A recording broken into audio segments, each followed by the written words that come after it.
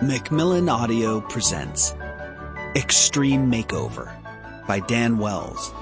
Read for you by Brian Troxell.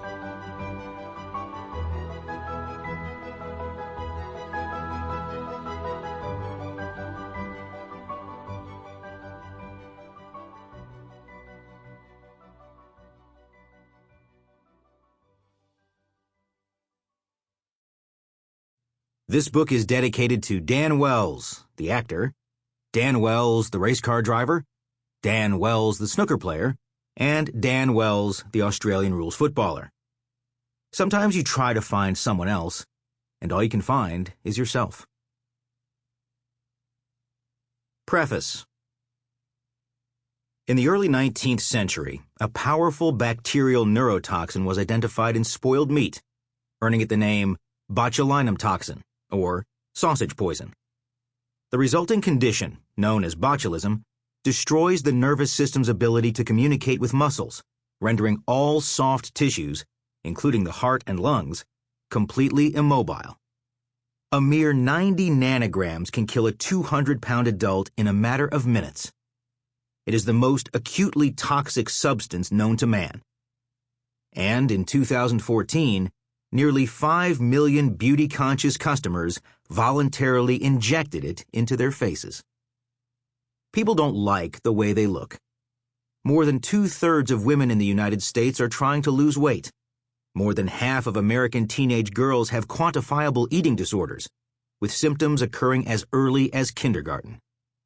Beauty products and cosmetic surgeries account for more than $426 billion in annual global sales, rising at a rate of nearly 100% per year. Men implant hair in some places and laser it off in others. Some women have their breasts enlarged, others have their breasts reduced.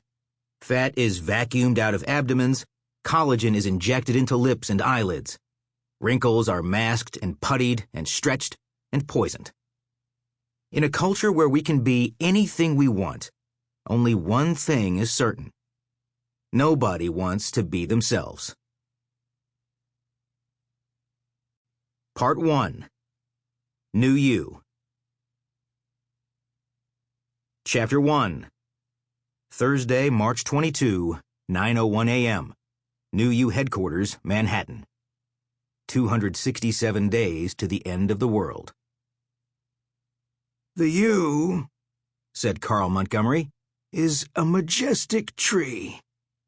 He wheezed with the effort of speaking, and paused to take a slow, deep breath from his oxygen tank.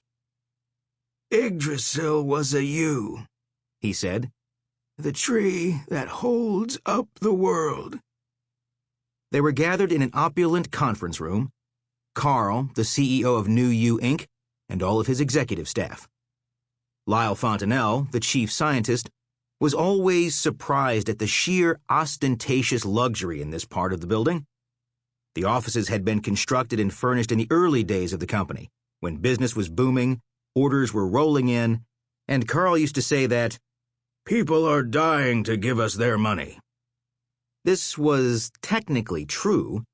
Their sole product at the time had been paclitaxel, a chemotherapy drug, and their customers were all cancer patients. That had been before Lyle was hired, but Carl had often confided to him that the secret to his success had been the ability to treat cancer without curing it. "Sell a cure for something," he would say, "and you've destroyed your own market. Sell a treatment, and you've gained a customer for life." Given that his customers' lives depended quite literally on the treatment he sold them, Carl's philosophy had been remarkably accurate. Lyle liked to tell himself that he would not have worked for NewYew during those days, that he would not, when confronted with fabulous wealth, compromise his principles. He was not a mercenary. He was a scientist. NewYew's fortunes had changed in the 1990s, when scientists developed a way to synthesize paclitaxel without the need to harvest its namesake tree, the Pacific yew. A simple, unrestricted process meant that more companies could manufacture it. More manufacturers meant wider availability and lower prices.